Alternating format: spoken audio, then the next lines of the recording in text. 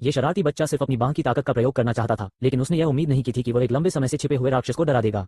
शिक्षक मदद करना चाहता था, लेकिन कोई फायदा नहीं हुआ। चाहे उसने कितनी भी जोर से खींचा, वह शरारती बच्चे को नीचे नहीं खींच सका। प्राचीन पुस्तकों से परामर्श करने के बाद उन्हें पता चला कि यह वास्तव में पौराणिक यूनिटी राक्षस था। यदि आप गलती से उसके निशाने पर आ गए तो वह आपको आसमान में ले जाएगा और फिर 10,000 मीटर की ऊंचाई से गिराकर मार देगा, लेकिन वो संरक्षित लोगों को कोई नुकसान नहीं पहुंचाएगा। अगर उन्हें पता चल जाता कि वो अपना फोन स्वाइप कर रहा है तो ये बहुत बड़ी मुसीबत बन जाती।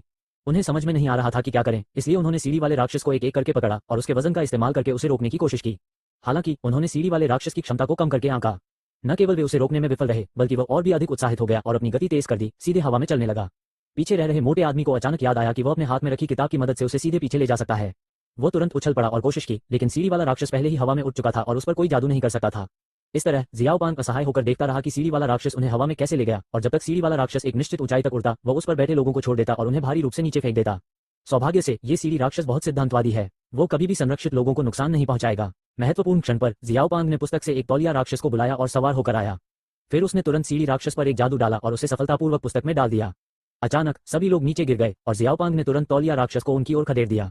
जियाओपांग की मदद से सभी को आखिरकार सफलतापूर्वक बचा लिया गया। यहीं पर फिल्म समाप्त होती है।